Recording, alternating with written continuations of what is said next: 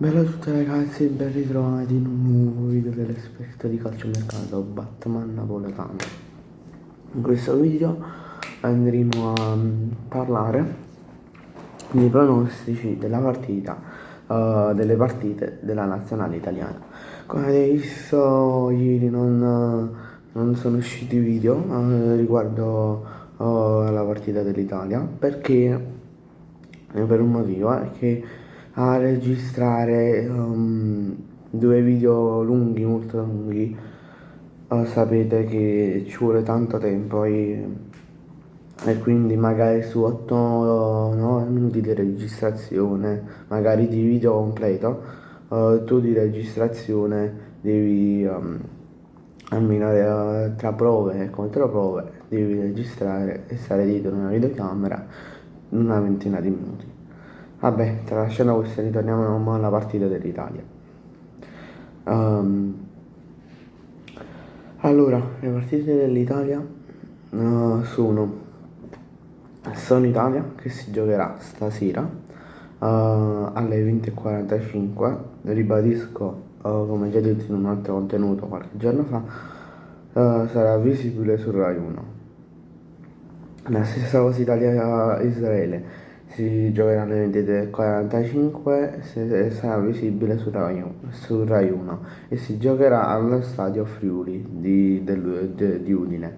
Invece la partita contro l'Estonia si giocherà in Estonia allo stadio Secca Arena. Partiamo dalla prima partita, quella là di stasera. Secondo me, a prescindere dal risultato di un mese fa, che l'Italia vinse 4-5-0, a prescindere da questo risultato, però, come sappiamo, l'Estonia è sempre quella squadra che ti va a dare fastidio, che ti va a cercare il punticino per darti fastidio, magari per non farti qualificare oppure non farti andare ai playoff. È sempre una squadra tosta da affrontare, diciamolo. Poi, soprattutto, una cosa è giocare in casa, tu giochi in casa, e un'altra cosa è giocare in un campo dove non si è abituati, un campo, in uno stadio dove non è proprio il migliore degli stadi, come li vediamo qui in Europa. Non in Italia e in Europa, come sapete, qua in Italia le leggi del calcio sono diverse da tutto il resto del mondo, però vabbè. In Italia e Israele invece, mi sono dimenticato di dirvi il risultato. Secondo me l'Italia la va a vincere di un risultato pari a 2-4.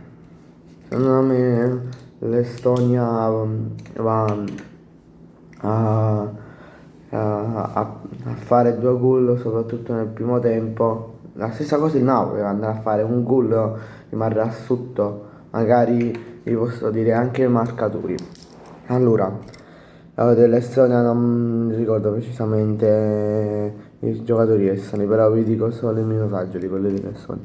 Allora, il primo gol dell'Estonia sarà al 30° minuto e il secondo me sarà al 46°.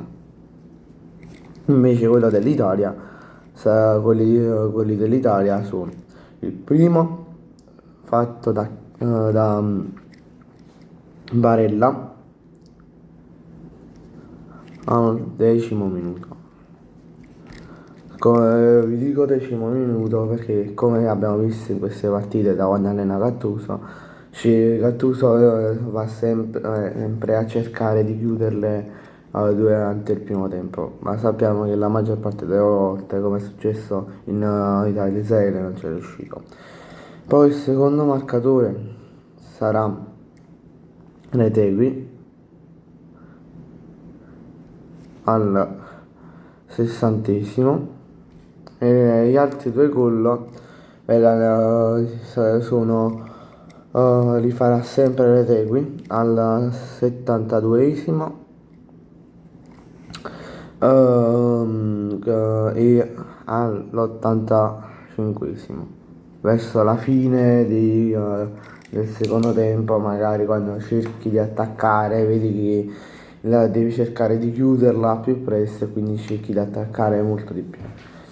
Poi da Israele, secondo me, giochi, visto che giochi in casa, hai più possibilità di vincere. Secondo me, l'Italia andrà a segnare solo un gol. L'Israele non segnerà gol, quindi la partita finirà 1-0. Secondo me l'Italia farà il primo gol al 16esimo minuto. Va al gol, secondo me, con esordio di Pio Esposito. Pio Esposito si ritroverà anche a segnare.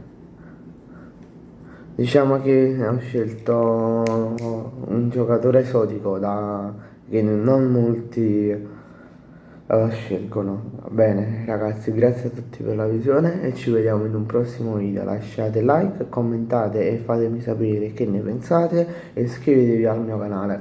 Ciao!